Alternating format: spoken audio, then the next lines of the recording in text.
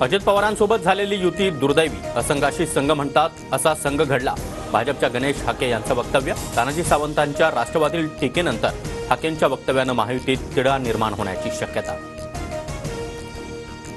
तानाजी सावंत आणि गणेश हाकेंच्या टीकेवर अजित पवारांनी बोलणं टाळलं. कुणी काही बोललं तरी माझ्या अंगाला भूक पडत नाही, कार्यकर्ते उत्तर देतील, अजित पवारांचं वक्तव्य.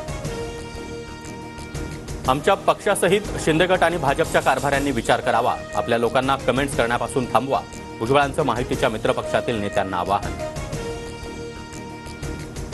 सार्वजनिक पाणीपुरवठ्याबाबत प्रश्न विचारताच तानाजी सावंतांनी शेतकऱ्याची अवकात काढली. सुपारी घेऊन मला प्रश्न विचारायचे नाहीत, सावंत यांचा दम. म्हणणं ऐकून न घेताच सावंत समर्थकांनी वृद्ध शेतकऱ्याला बाहेर काढलं. मंत्री तानाजी सावंतांच्या सततच्या वादग्रस्त वक्तव्यानं मुख्यमंत्री शिंदेंची नाराजी. मुख्यमंत्री शिंदेंनी मंत्री तानाजी सावंतांना भेटीसाठी बोलावलं, सूत्रांची माहिती. अजितदादा महायुतीमध्ये 60 जागा लढण्याच्या तयारीत. आपल्या 54 आमदारांच्या जागा आहेत तशाच राहणार. इतर जागांसंदर्भातील वरिष्ठ स्तरावर बोलणी सुरू. पदाधिकारी बैठकीत अजित पवारांचं वक्तव्य.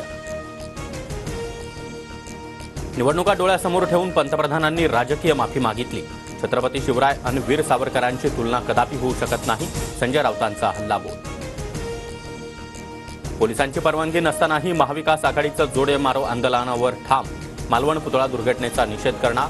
अरविंद सावंत यांच्याकडून मोर्चाच्या तयारीचा आढावा. महाविकास आघाडीला महाराष्ट्रात दंगली घडवायच्या आहेत. गुप्तवार्ता पोलीस यंत्रणांकडे याचा रिपोर्ट म्हणून आंदोलनाला अद्याप परवानगी नाही. मात्र तरीही दंगल घडवण्याचा प्रयत्न केल्यास सरकार देखील चोख उत्तर देणार, शिरसाट यांचा इशारा. विनायक राऊतांची नारायण राणे विरोधात मोदींकडे लेखी तक्रार. नारायण राणे यांनी राजकोट किल्ल्यावर दिलेल्या धमकीवरून तक्रार. विनायक राऊत यांचं पंतप्रधान मोदींना पत्र. शिवरायांचा पुतळा बनवणारा शिल्पकार जयदीप आपटेच्या कल्याणमधील घराबाहेर सुरक्षा वाढवली. जयदीप आपटे अजूनही फरार, पोलिसांकडून शोध सुरू. मालवणमधील बांधकाम सल्लागार चेतन पाटीलला आज सिंधुदुर्ग कोर्टात हजर करणार. पुतळा दुर्घटना प्रकरणामध्ये चेतन पाटीलला काल कोल्हापुरातून अटक. मनोज जरांगे आज मालवण दौऱ्यावर. उद्या राजकोट किल्ल्यावरील शिवरायांच्या स्मारकाला भेट देणार. पुतळा दुर्घटनास्थळाची पाहणी करणार.